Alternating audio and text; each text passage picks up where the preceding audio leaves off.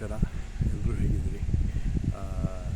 ನಂದು ಹಳೆ ವಿಡಿಯೋಗಳನ್ನು ನೋಡಿದ್ರೆ ಒಂದಷ್ಟು ಸಂಗತಿ ಸಿಗುತ್ತೆ. ಇದು ಒಂದು ಸಣ್ಣ ಸ್ಟೋರಿ. ಇದರಿಂದ ನಾವು ಕಲಿಯುವಂಥದ್ದು ಭಾಳಷ್ಟು ಉದಾಹರಣೆ ಇದೆ. ಹಂಗಾಗಿ ನಿಮ್ಮ ಮುಂದೆ ಇದನ್ನು ತೊಗೊಂಡ್ಬರ್ತಿದ್ದೀನಿ. ನಿಮಗೆ ಗೊತ್ತಿಲ್ವೋ ಗೊತ್ತಿಲ್ಲ ಇದ್ರ ಬಗ್ಗೆ. ಈ ಸ್ಟೋರಿ ಅಂತ ನನಗೆ ಹೇಳಬೇಕು, ಹೇಳ್ತೀನಿ. ಯಾಕಂದ್ರೆ ನನಗೊಂದು ಇಂಪ್ರೆಸಿವ್ ಸ್ಟೇಟಸ್ ಕೊಟ್ಟಿದೆ ಇದು.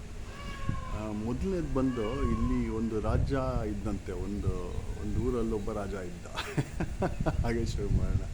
ಸೊ ಒಂದೂರಲ್ಲೊಬ್ಬ ರಾಜ ಇದ್ದ, ಅವನಿಗೆ ವಯಸ್ಸಾಗಿತ್ತು. ಅವನು ಬೇರೆ ಒಂದು ಹೊಸ ರಾಜನ ಹುಡುಕ್ತಾ ಇದ್ದ. ಆ ರಾಜನ ಮಗನೂ ಒಂದು ಕ್ಯಾಂಡಿಡೇಟು. ಎಲ್ಲ ವಿದ್ಯೆಗಳಲ್ಲಿ ಎಲ್ಲ ಒಂದು ಟೆಸ್ಟಲ್ಲಿ ಪಾಸಾಗಿದ್ದ ಹುಡುಗ. ಲಾಸ್ಟ್ ಒಂದು ಟೆಸ್ಟ್ ಕೊಟ್ಟರು ಅವನಿಗೆ. ಕಾಡಲ್ಲಿ ಹೋಗಪ್ಪ, ಕೂತ್ಕೊಳ್ಳಪ್ಪ, ರಾತ್ರಿ ಇಡೀ ನೀನು ಕಾಡಲ್ಲಿ ಕಳೆದ್ರೆ ನೀನು ಸಕ್ಸಸ್ಫುಲ್ಲಾಗಿ ಕಂಪ್ಲೀಟ್ ಮಾಡ್ತೀಯ. ಆ ಕಾಡಲ್ಲಿ ಕೂತಾಗ ನಿನಗೆ ಒಂದು ಷರತ್ತಿದೆ. ಕಣ್ಣಿಗೆ ಬಟ್ಟೆ ಕಟ್ತೀವಿ, ಯಾವುದೇ ಕಾರಣಕ್ಕೂ ಏನೇ ಆದ್ರೂ ಆ ಕಣ್ಣಿನ ಬಟ್ಟೆ ತೆಗಿಯೋ ಹಾಗಿಲ್ಲ, ಕಟ್ಟಿದ ಬಟ್ಟೆ ತೆಗಿಯೋ ಹಾಗಿಲ್ಲ.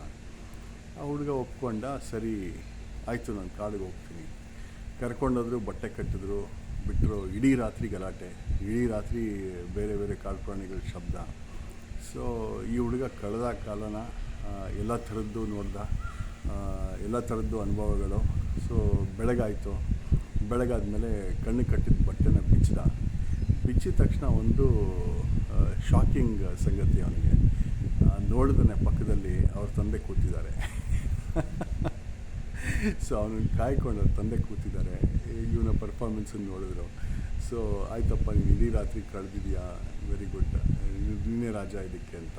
ಸೊ ನಾನು ಅದಕ್ಕೆ ಹೇಳ್ತಾ ಇದ್ದೀನಿ ಇದನ್ನು ಅಂತಂದರೆ, ಅವರ ವಾತ್ಸಲ್ಯ, ಅವತ್ತು ಒಂದು ತಂದೆ ತಾಯಿದ ಒಂದು ಕನೆಕ್ಷನ್ ಇದೆಯಲ್ಲ, ಅದಿದ್ದವ್ರಿಗೆ ಗೊತ್ತಾಗೋದು. ನಂತರ 23 ವರ್ಷ ಅಲ್ಲಿ ಹೊರಗೆ ಹೋಗಿ ಆ ವ್ಯಾಲ್ಯೂ ಗೊತ್ತಿಲ್ದಿರ ಒಂದಷ್ಟು ಏನೋ ಒಂದು ನಂದೇ ಪ್ರಪಂಚ ಅಂತ ಅಂದ್ಕೊಂಡು ಬದುಕಿದ್ದು ಅದು ಬೇರೆ ವಿಚಾರ. ಬಟ್ ಈಗ ತಂದೆ ತಾಯಿ ವ್ಯಾಲ್ಯೂ ಏನು ಅಂತ ಗೊತ್ತಾದಾಗ ಆ ಒಂದು ಕನೆಕ್ಟಿವಿಟಿ ಇದೆಯಲ್ಲ, ಅದರ ಅನುಭವನೇ ಬೇರೆ. ಸೊ ಇದು ತಮ್ಮ ಮುಂದೆ ಇಡ್ತಾ ಇದ್ದೀನಿ. ಇಲ್ಲದೇ ಇರೋರಿಗೆ ಭಾಳಷ್ಟು ಬೇಸರ ಆಗುತ್ತೆ. ಆದರೆ ಇದು ಒಂದು ಒಂದು ಒಂದು ರೀತಿ ನೀತಿ ನಮ್ಮಲ್ಲೆಲ್ಲ ಬಂದಿರತಕ್ಕಂಥದ್ದು. ಸೊ ಇದರಿಂದ ನಾವು ಕಲಿಯುವಂಥದ್ದು ಭಾಳಷ್ಟಿದೆ. ಎಲ್ರಿಗೂ ಒಂದು ರೆಸ್ಪೆಕ್ಟ್ ಕೊಡೋಣ, ಒಂದು ಒಳ್ಳೆಯ ಸಮಾಜನ ಸೃಷ್ಟಿ ಮಾಡೋಣ, ತಂದೆ ತಾಯಿಗಳಿಗೆ ಮೊದಲು ಗೌರವ ಕೊಡೋಣ, ಇರೋರು ಇಲ್ಲದೇ ಇರೋರು ಎಲ್ಲರೂ. ಸೊ ದೊಡ್ಡವ್ರು ಸಿಕ್ಕಿದಾಗ ಭಾಳ ಸಂತೋಷ ಆಗುತ್ತೆ.